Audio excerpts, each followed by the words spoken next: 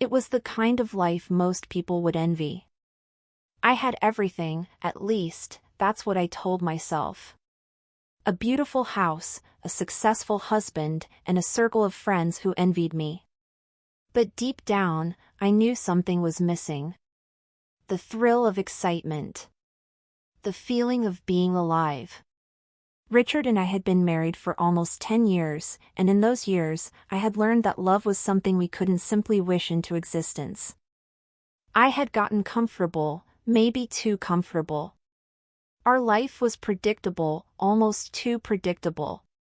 It all started with Emily.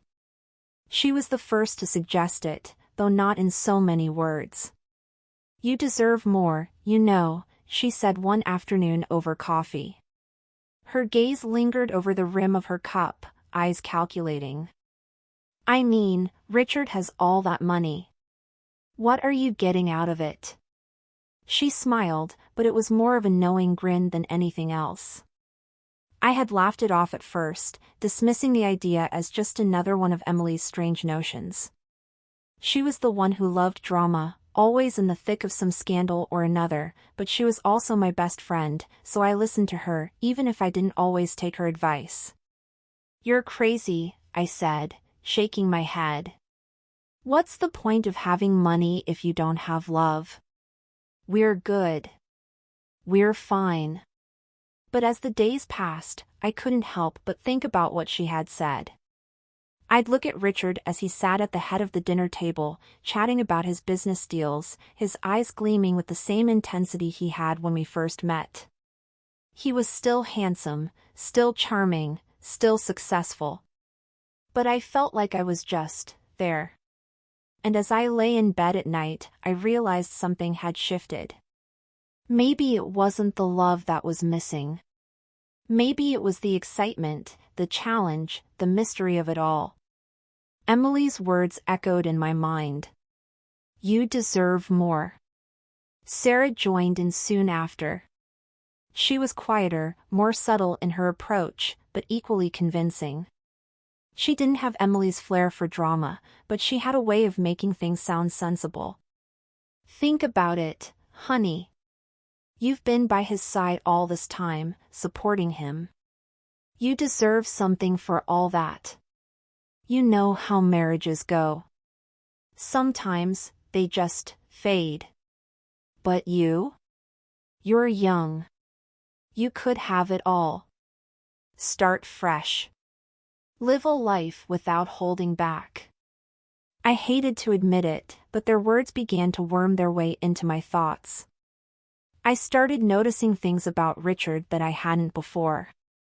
The way he could talk for hours about business without ever touching on anything personal.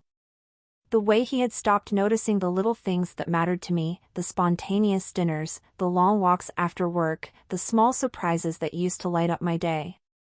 I had become a part of the background, something stable, predictable, easy. But was that enough? Was I willing to trade excitement and the unknown for this life of comfort? I wasn't sure, but I couldn't shake the feeling that I was somehow missing out on something. Maybe I needed to see the world, travel, experience something new.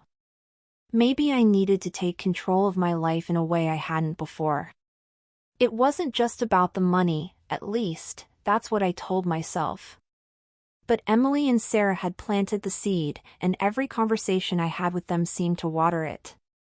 They spoke about divorce like it was nothing more than a transaction, a business deal. "You're entitled to half of everything, you know. And with the lifestyle he has, that's a lot." There was a part of me that wanted to resist, wanted to believe that my marriage meant more than wealth. But another part, the part that had felt neglected and unseen for so long, started to feel like maybe they were right. Richard was successful, but did I really matter to him beyond being his wife? Did I have a future here, in this gilded cage of comfort and routine? The more I thought about it, the more I felt like I had nothing to lose. Sure, it would be messy, divorce always was, but the thought of walking away from this life, starting fresh with a new sense of control, seemed more appealing by the day. And the money? It wasn't the biggest draw, but it was hard to ignore. I had my own career, my own ambitions, but the truth was, I had never been given the chance to explore them fully. Richard had always been the priority, the business, the meetings, the endless travels. I had supported him, helped him with everything, but I had never truly been allowed to live for myself. I decided to talk to him about it. At first, I told myself I'd approach it carefully.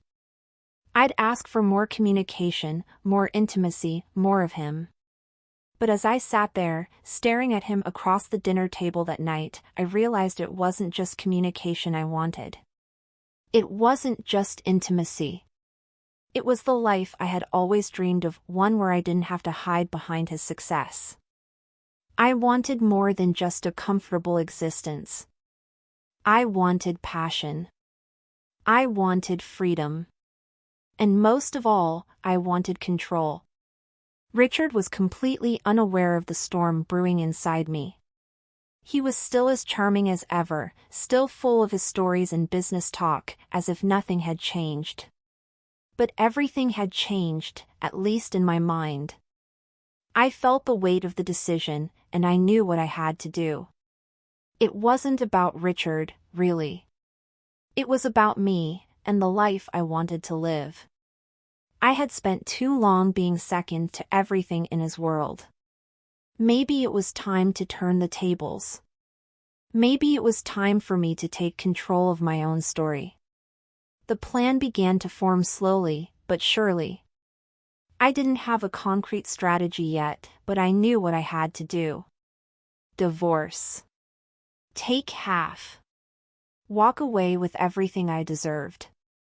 After all, I had been with him all these years. I had earned it. And maybe, just maybe, I would find what I had been searching for all along.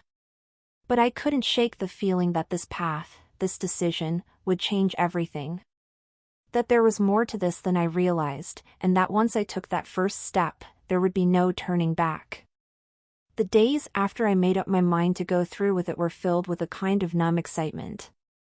There were no grand moments of clarity or dramatic confrontations with Richard, just a quiet determination that grew stronger with each passing day. I kept telling myself that I wasn't doing anything wrong, that this was just a way to take control of my life, to secure the future I deserved. It was a cold, calculated decision, but it felt like the only way forward. The first step was subtle. I began to distance myself from Richard emotionally. I would smile at his jokes, nod along to his endless business talk, but inside, I was already elsewhere, mapping out my exit. He didn't notice, of course. He never did. Richard was a man who thrived on his own world, and I had long ago accepted that he would never be aware of the small shifts within me. When Emily and Sarah noticed the change in me, they wasted no time in pushing me further. "You're doing the right thing," Emily told me one evening over drinks. "Don't let him manipulate you into thinking you're doing something wrong. You've earned this. Don't feel guilty." Her voice was sharp, almost too eager, but I didn't mind. I needed that reassurance. It was becoming clearer every day that this was going to be more than just a clean break. It was going to be a battle, and I needed to be ready. I began to gather information quietly, setting up consultations with lawyers, researching divorce settlements, and learning more about Richard's finances. I didn't have to dig too deep. Richard was a public figure in his industry, and his wealth was something he flaunted, often without realizing it. I knew about his properties, his investments, his various accounts. He had made it all too easy for me to plan. At first, I was meticulous.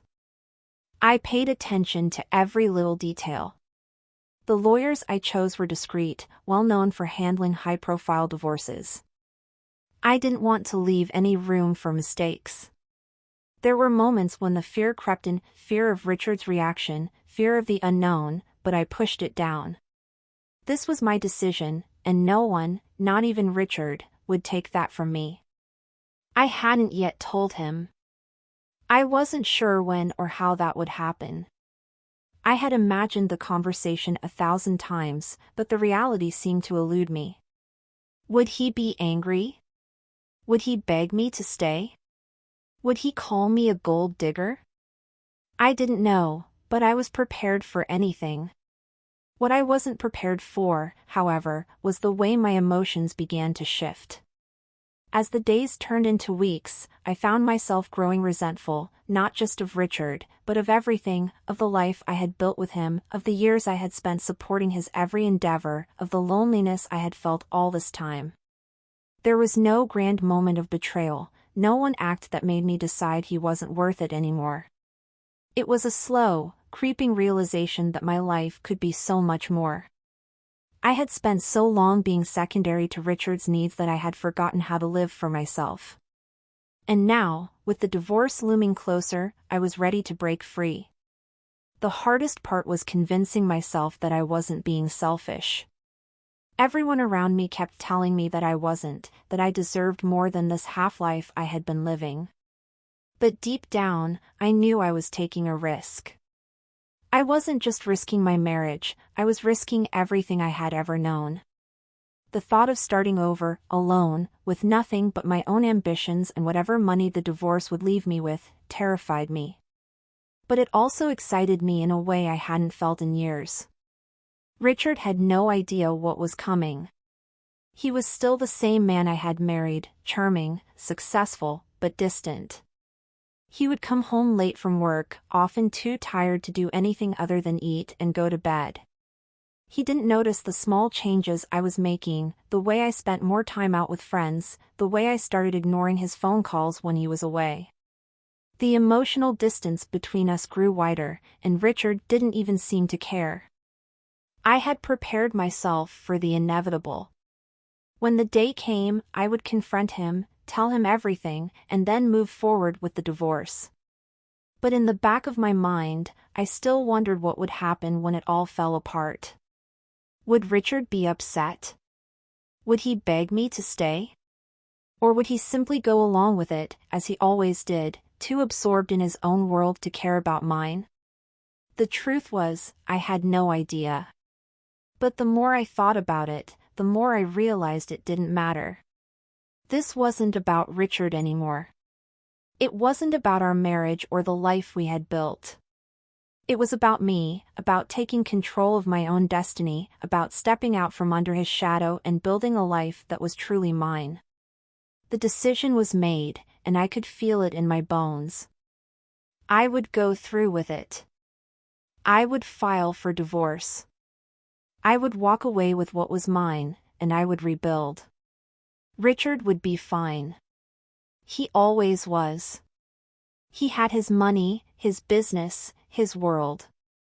But for me? I needed something more. The first step was to make the divorce real. To tell him. To confront the man I had spent the last decade of my life with and tell him it was over.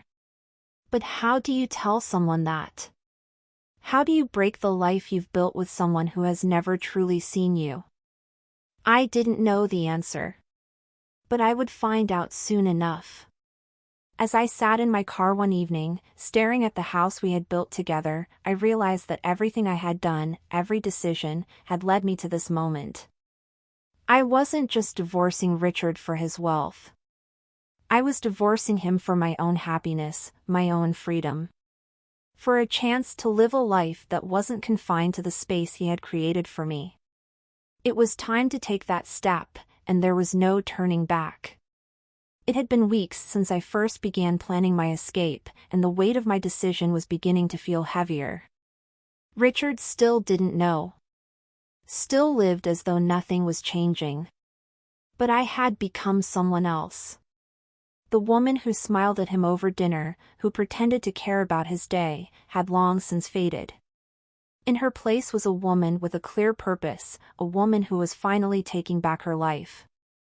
I was ready now. The divorce papers had been signed, everything was set in motion, but the one thing I hadn't prepared for was what would happen when I finally told him. The plan was simple: I would sit him down, tell him everything, and file. No drama, no crying, no long-winded explanations. I had spent enough time in the past justifying everything to him. This time, there would be no need for explanations. I was done. The night I decided to confront him, I could feel the tension building in my chest. Richard had come home late, as usual. He didn't notice anything. He never did. The idea that he hadn't felt the shift in me over these past few months made the whole situation feel so surreal. How could he not see what was happening to our marriage? How could he be so unaware of the person standing right in front of him? I waited until he had finished his dinner, until the usual routine of the evening had passed. He was sprawled on the couch, watching some sports channel, a glass of whiskey in his hand. I stood there in the doorway, watching him for a moment, unsure of how to begin. "Richard," I said, my voice steadier than I felt. "We need to talk." He looked up, raising an eyebrow. "What about?" I took a deep breath, trying to steady my nerves. "About us," I said. "About everything. I can't keep doing this anymore." For a moment, there was silence. The kind of silence that settles in a room when something is about to break.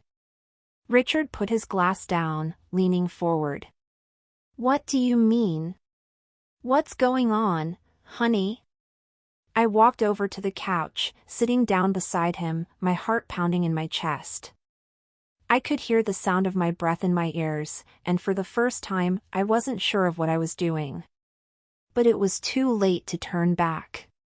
"I'm filing for divorce," I said, the words spilling out before I could second-guess myself.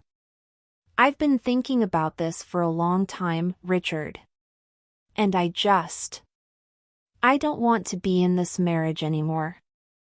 I need to move on." His face went pale.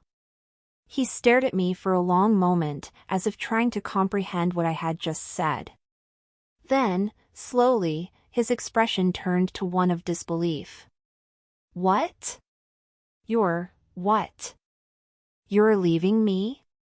I nodded, my chest tight with emotion. "I am. I can't keep pretending. We're not the same people we used to be. And I don't want to spend another day in this marriage." Richard's shock turned to anger, a familiar emotion that I had seen far too many times over the years. "This is ridiculous. You can't just leave me. What about everything we've built? What about the life we have? You can't just throw it all away." "I've already thrown it all away," I replied, my voice firm. "I've been throwing it away for a long time now. You just didn't notice." The anger in Richard's eyes flared, and for a moment, I thought he might get up and leave, or worse, yell.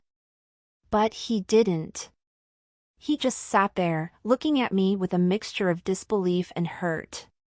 "So that's it? You're just going to leave me for good?"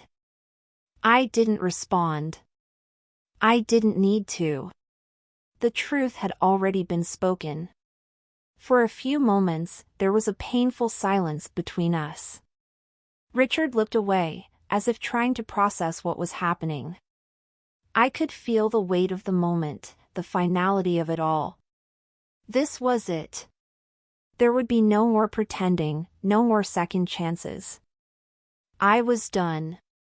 "I'm sorry," I said quietly, breaking the silence. "But this is what's best for both of us. We've been living in a lie for too long. I deserve more, and so do you." He didn't answer. Instead, he stood up abruptly, walking out of the room and leaving me sitting there, alone. I had expected anger, maybe even desperation. But I hadn't expected the silence. The coldness. I stayed in that room for a while, trying to calm myself, to let the reality of what had just happened sink in. I had done it. I had taken control. I had finally broken free. The next few days were a blur. Richard didn't speak to me much, and when he did, it was with a sense of finality, as though he had already accepted what had happened. His silence was worse than any argument. It made everything feel so much more real. I filed the papers the following week, and just like that, it was official. The marriage was over. Richard and I were no longer bound by anything, not by love, not by obligation, not by anything. It was as if a chapter of my life had been torn out, leaving nothing but the emptiness of what had been. In the weeks that followed, I settled into a new rhythm. I moved into a small apartment in the city, something far away from the life I had known. It was different, quieter. I was no longer confined to the expectations of a marriage I had long outgrown. I began to rebuild, piece by piece, the life I had put on hold for so long. I threw myself into my work, into friendships, into rediscovering parts of myself that I had forgotten. But there was something more, something I hadn't expected. The freedom I had gained wasn't just about the physical separation from Richard. It was about the emotional release, the ability to live on my own terms, to find happiness in a way that didn't rely on anyone else. It was a freedom I had never known before, and it was worth every tear, every sleepless night, and every moment of doubt. It wasn't easy. There were moments when I questioned everything, when I wondered if I had done the right thing, if I had been too quick to walk away. But as the days passed, I realized that I had done the right thing. I had chosen myself. I had chosen a future that was mine and mine alone. And as I sat in my small apartment, looking out at the city skyline, I realized that for the first time in years, I was free. Truly free. And that was worth everything.